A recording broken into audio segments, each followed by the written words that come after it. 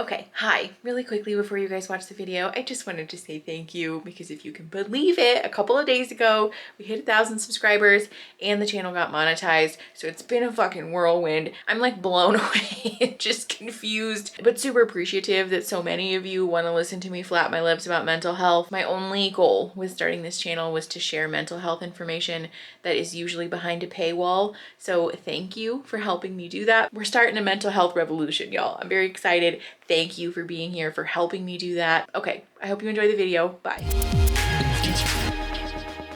All right, hi everybody. Thanks for coming back. I am excited. Today we're doing another meme review. We haven't done one of these in a hot minute. We did a couple of these in the early days of the channel, but I am pretty sure we haven't made one of these like meme review style videos since all of you new people showed up. So welcome. Thanks for coming. If you guys like this, let me know. I love making these. I think that they're fun. I have endless pithy commentary about shitty memes on the internet. These aren't shitty, these are fun, but I have endless commentary about memes on the internet. So let's talk about it. Okay, it says finally going to therapy and she's nice. And says I don't have depression because I shower. I fucking hate this because this does actually happen a lot. There's a lot of gatekeeping that happens in the mental health community where like, oh, you're not struggling to function, you're not failing to shower, manage hygiene, complete your activities of daily living, so your mental illness is invalid. And like, fuck that. If your therapist says that to you, they suck. Find a new one. Voice that with your therapist and say that's really hurtful, I don't like that. But no, there's no reason that you should be denied access to services, and especially like denied empathy and compassion for what you're going through just because you don't exhibit symptoms that people think you need to like check the boxes for a specific mental illness. Diagnosis is like another question. You do have to check certain boxes in order to receive a diagnosis, but that doesn't mean that you aren't allowed to access therapy, that you shouldn't be in therapy, that you're not entitled to services, help, support, basic empathy and compassion if you don't check those boxes. There is still a range of services and like a lot of benefit to being in therapy, even if you don't check those boxes. And also there are specific diagnoses for that. Like if you check 7 out of the 8 boxes that you need for a depression diagnosis, for example, there is a different diagnosis that is specifically for people who are like just subclinical levels of depression. So fuck that. Yeah, if your therapist does that to you, they suck. Okay, this one's my favorite. This says, nurse, you scored a 25 out of 27 on your mental health questionnaire. Me. So that means I'm good at mental health, right? Crisis counselor enters the room.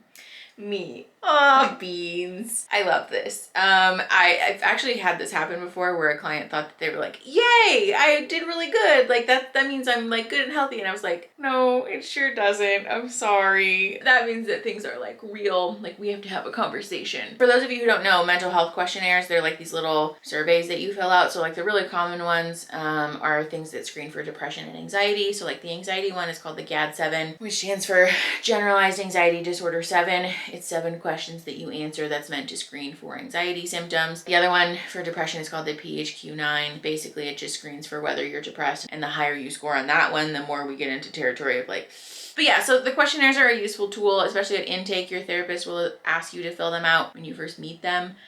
Just to gauge where you're at. They're not meant to be used as gatekeeping. They certainly shouldn't be the indicator of the quality or the type of support that you receive. But again, they are useful because they give us an idea of like how severe of symptoms you're experiencing, and they're like, it's important. Okay, I know I'm supposed to drink 8 glasses of water a day, but what usually happens is I drink 4 cups of coffee in an hour and then I have an anxiety attack and forget how to stay alive.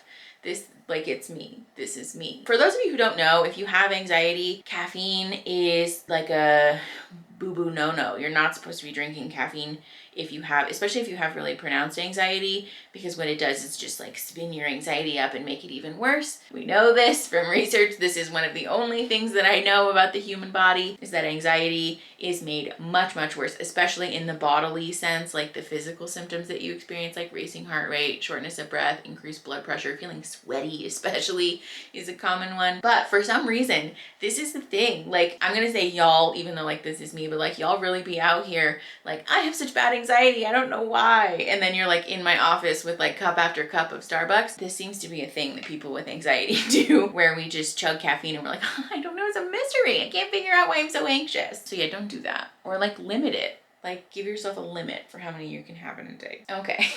This one is kind of shady. Like, as a therapist, I don't want to shade people, but like, this is fun. It says, But antidepressants will make me lose my spark, I thought, while unable to eat, leave my apartment, or write just one sentence for 6 months.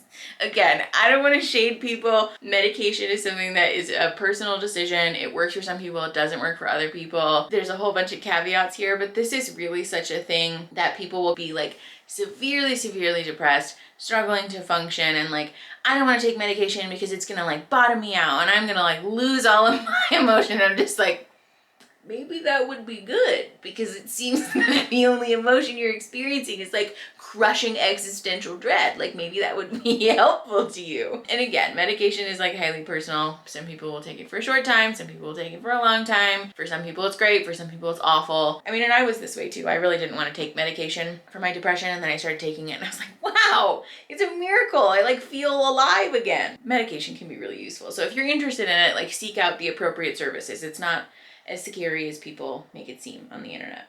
I actually just found this one like scrolling through Facebook on my own like personal time, and this says, me, hey, I need to book a vibe check with you. Therapist, stop calling it that. I'm really about to start calling all of my sessions vibe checks. I love this. Obviously, I get that these memes are a joke, but I really hope that there aren't therapists out there who are like offended by their clients using like funny, cutesy language like this. Like if one of my clients texted me and was like, yo, vibe check on Friday, I'd be like, I don't work on Fridays, but yes. Okay, so that was a quick one. Like I said, if you guys like these, let me know. I know it's kind of a different format. It's like Therapist Reacts-y, but different. So let me know what you think. If you like the video, subscribe to the channel, click the button. We have a bunch of content here. If you didn't like this, go explore, because there's other fun stuff.